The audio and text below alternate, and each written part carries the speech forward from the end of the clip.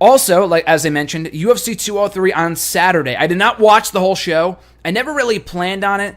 I probably would have if I went to Buffalo Wild Wings to watch the show. I couldn't. We went to Buffalo Wild Wings earlier on in the show, me and my roommate, and who's been on the show here before in years past.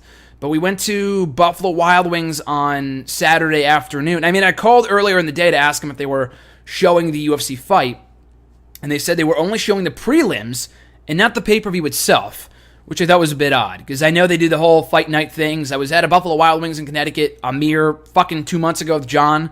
We couldn't get in just because it was packed by that point, which is why I was going to plan on arriving earlier to UFC 203 at this Buffalo Wild Wings here in Massachusetts.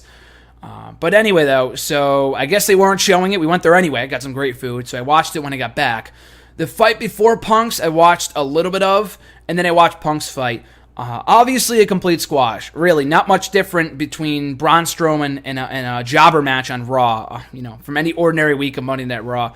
And it's a shame. I mean, it didn't really look like, and I talked about this before when I made my prediction last week, that he didn't look all that confident going into the fight in the Evolution of Punk videos. He wasn't really, he has not tweeted, I believe, since at least a week or so, like well over before his fight started. He tweeted nothing the day of the fight, after the fight, because he probably knew he was going to get wrecked. Maybe not as badly as he did. And I'm a big Punk fan. I'm not one of those people that will say, oh, I can't wait to see him get his ass beat, all that other shit.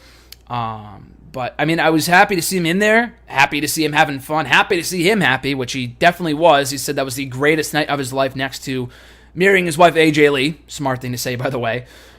So, yeah, I mean, it was really a shame. I mean, if anything, I think it was worth it just to hear Cult of Personality again on a major sports show, wrestling, whatever. You know what I mean? We have not heard Cult of Personality in almost 3 years at this point, 2 years and 9 months, 8 months, whatever, since the 2014 Royal Rumble match, or at least, on a major pay-per-view like this. So it was crazy. Great to see him back on pay-per-view in the same exact arena where he walked out on WWE, walked out on Vince McMahon back in January of 2014. So some poetic justice, I guess, irony, the fact that he lost. I don't really know what you would call it, but that was an interesting tidbit of trivia. So anyway, yeah, I thought the squash was, good for Punk. I mean, you got to show him mad respect. You got to give him mad respect for getting in the cage, period. He probably knew he was going to get wrecked, but you know what? He tried. He's been really building it up for the past 2 years. He's been training for the past 2 years. He got injured at one point. The guy's 37 years old. His body is beat up from wrestling. So I give him mad props for even getting in the cage, and I look forward to seeing what's next for CM Punk in the future. I think there's a very realistic chance he could get cut from the UFC.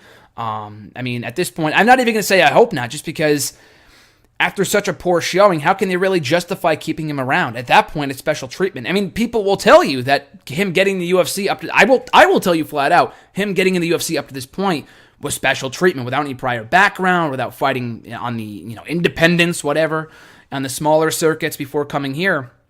That was special treatment because they knew, to UFC's credit, they knew that he was going to pop a big buy rate. And what that buy rate was, I don't know yet. We won't know probably for a while.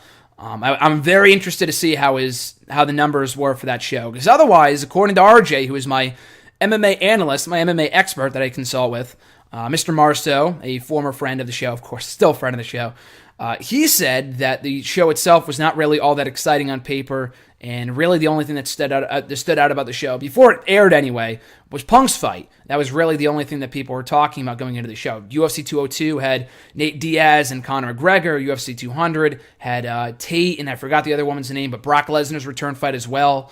So they've had a lot of big fights, a lot of big pay-per-views in recent months. I don't think UFC 203 was among them. Punk got top billing. He was really one of the co-main events on this show, and a huge reason why a lot of people, casual fans such as myself, tuned in. So it was disappointing. But like I said, I don't know if they can really justify keeping him around at this point, and it'd probably be for the better. It sounds like, from what he said, that he plans on continue to fight and get better and whatever.